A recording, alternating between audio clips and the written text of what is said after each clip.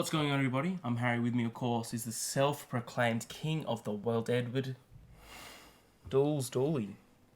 Good to be here on your birthday. Dools, thank you very much. Dools, we saw The Martian 2 days ago. We did. We both read the book. Mm. We both enjoyed the book a lot. Yeah, thanks for letting it. Oh, you know what? I completely forgot to bring it today. That was. I'm not going to read it again. I know, don't but worry about it. All right. Yeah, I love the book. Book is great. We both saw the movie. First impressions of the movie, straight up. Okay. Well, you've told me I shouldn't be really comparing the two. Yep. The book and the movie. I've read this is the first book I've read in a while, so He normally reads menus. Is that a bad thing? So I immediately jumped to the conclusion. Oh, the film. Okay, so this was weird. We both had a skewed perspective of the film because we felt it was rushed just because of how they excluded certain parts. We'll keep this spoiler free, but for the last couple of minutes, I reckon we put in a bit of spoilers. But we'll say when we do spoilers because I want to discuss the ending. Okay, all right. Yeah. So just from my perspective, I felt the film felt like it was rushed. Like they cut out certain parts in the book, which for me made the book as good as it was. Yeah, there was definitely major tension points in the book that they just didn't have. Yeah. Like some of the most the bits in it that because the book was, you never knew if he's gonna survive. Like it kept going oh, he's gonna be okay. Then something happens. Oh, exactly. Okay. Something happens. Then The Martian, I would almost call a comedy. There were no moments where I'm like, his life is in jeopardy. Besides the fact that he was on a desolate planet all on his own.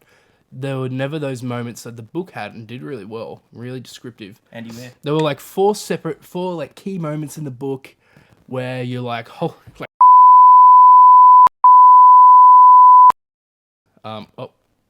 anyway, I'll bleep that out. but then the movie, doesn't have any of that. Yeah. And for me, that's a letdown. It had a couple moments, but they were just subdued. One moment, there's a certain part where he's in an airlock. Yeah, there's something in an airlock. Something in an airlock happens. And they really downplayed that moment. Yeah, downplayed it. Yes, absolutely. Drastically. And so I was just like... There's also that was meant to be a moment where it's just like, I might not be coming home. There's also... But instead he just, he gets up and he's like, yeah, I'm sweet. There's also a point of travel that happens in the book. That took... Understandably, they're not going to include that whole trip, but there was two moments throughout that travel that he did where, his life was in danger, and again didn't happen on the film. Plus the final act of the film.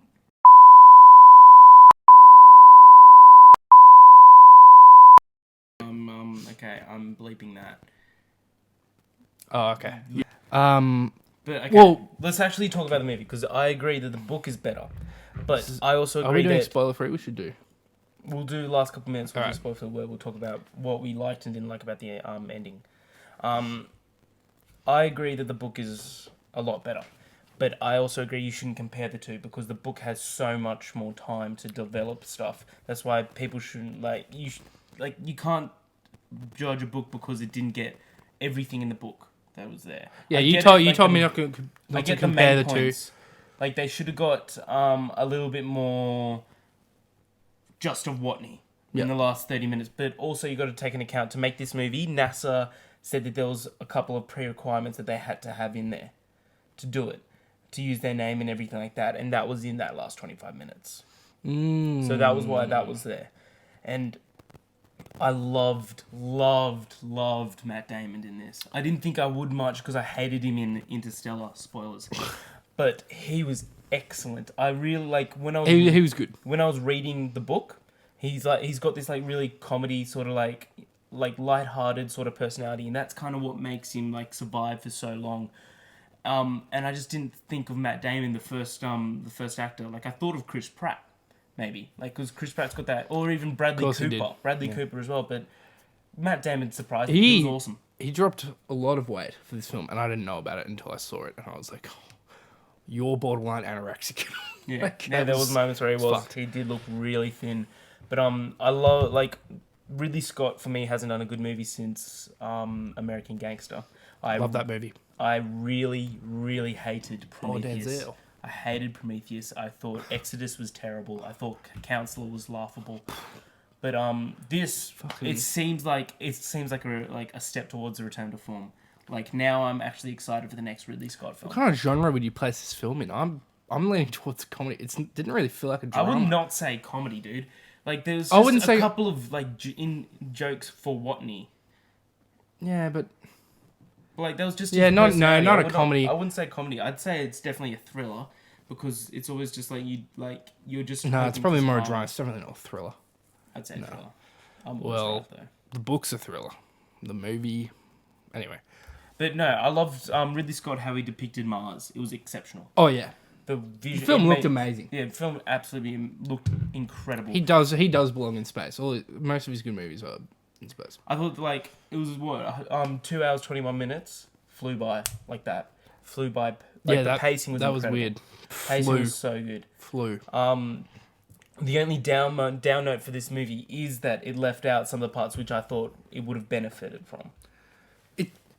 Yeah. But I wouldn't like downcredit it so much. Like it's still downcredit, don't get me wrong. Because there are some moments that I think that if they included it, it'd kind of make sense and it'd bring more towards the like character development of him getting stronger in this planet. Yeah. But I love this movie. I had a lot of fun. What do you think? What I think, I mean, I've already explained what I thought it has. Look, I was a little disappointed at the parts they left out from the book, but you've kind of said, look, this is what happens from book to movie adaptations. It's not just writing in a shot. Like this is a 300 something word page book. You know, that's fair enough. Although I appreciated how quick they were to strand him on Mars. Like that happened in the first 5 minutes. Yeah, and I was like, that's good. Like that could have been really fucking boring. They could have dragged that out for maybe half an hour. Yeah. Because him and his crew spent like 30 something days on there. Having said that, if I'm looking at it as just a film, it's very good. It's really good.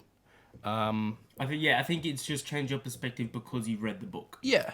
Like we saw it with with another friend, and he said that because we both thought that parts were rushed.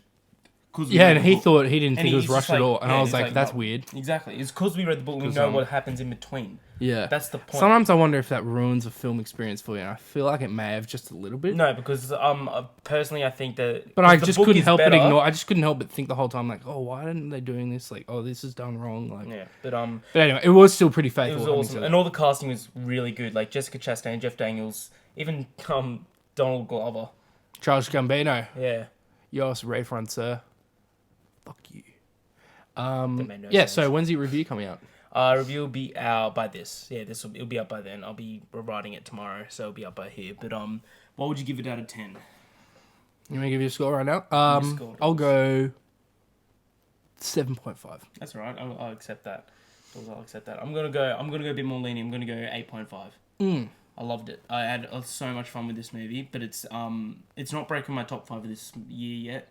But again, like you keep saying, like my top 5 always is going to change. Like Spectre will absolutely be in there. And you've said it on 3 separate occasions. This is my movie of the year for 3 different films, and I'm just like, Ex Machina so far is my movie of the year. Okay. But Sicario, man, came close. Sicario came close. I still have to say that. Should we do a little bit of spoilers with the ending, or should we just leave that? We'll leave it out. We've kept it mostly spoiler free. If you but it's not a spoiler, but they kind of changed the ending. I didn't like it at all. But that was just my thing. You? They didn't really change it. They added on top of it. Yeah, added on. That's on. I didn't mind it. I thought it was stupid. Really? Because I think after the film, I was like, "What do you think of that?" And you're like, "I actually didn't mind it."